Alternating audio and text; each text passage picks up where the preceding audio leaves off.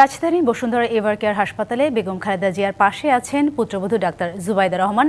সেখান থেকে যুক্ত হচ্ছেন সহকর্মী আরিফুল ইসলাম।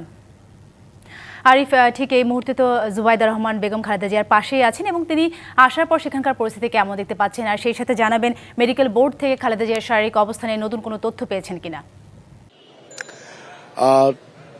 তিনি কিন্তু এসেছেন, এসে তিনি সিসিইউতে তার বেগম খালেদা জিয়ার সিসিইউতে তিনি ভেতরে প্রবেশ করেছিলেন, তার খোঁজ খবর নিয়েছেন এবং কি চিকিৎসকদের যারা চিকিৎসক রয়েছেন সেই চিকিৎসকদের সঙ্গে তিনি বৈঠক করেছেন এবং কি পরবর্তীতে আসলে কি সিদ্ধান্ত কি পরামর্শ হয়েছে, তার শারীরিক অবস্থার সবশেষ কি ধরনের তথ্য রয়েছে সেই বিষয়ে কিন্তু আমরা কেউ জানতে পারিনি এবং কি কোনো ধরনের সংবাদ সম্মেলনও করা হয়নি।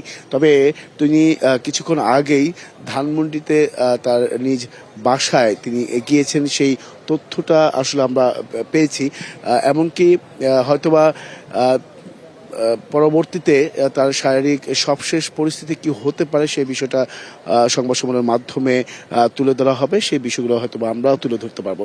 তো এছাড়াও আরেকটি বিষয় যেটা হচ্ছে যে আপনি জানেন বিএনপি মহাসচিব মির্জা ফখরুল ইসলাম আলমগীর তিনি কিন্তু বলেছেন যে তিনি যদি ফিট থাকেন তাহলে হয়তোবা রোববারে বেগম খালেদা জিয়াকে লন্ডনে নিয়ে যাবেন। এছাড়া আগামীকাল নতুন এবং ফিরে আসা গ্রাহকদের জন্য নগদে চলছে ক্যাশব্যাক সহ প্রতিদিন হাজারো উপহার জেতার সুযোগ। হবে আশা আর ফেরা, সারপ্রাইজ সেরা।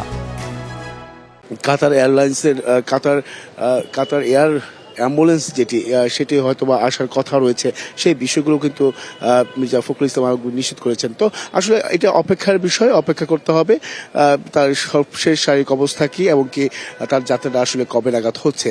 এই ছিল এখান থেকে সবশেষ। অসংখ্য ধন্যবাদ আপনাকে আরিফ।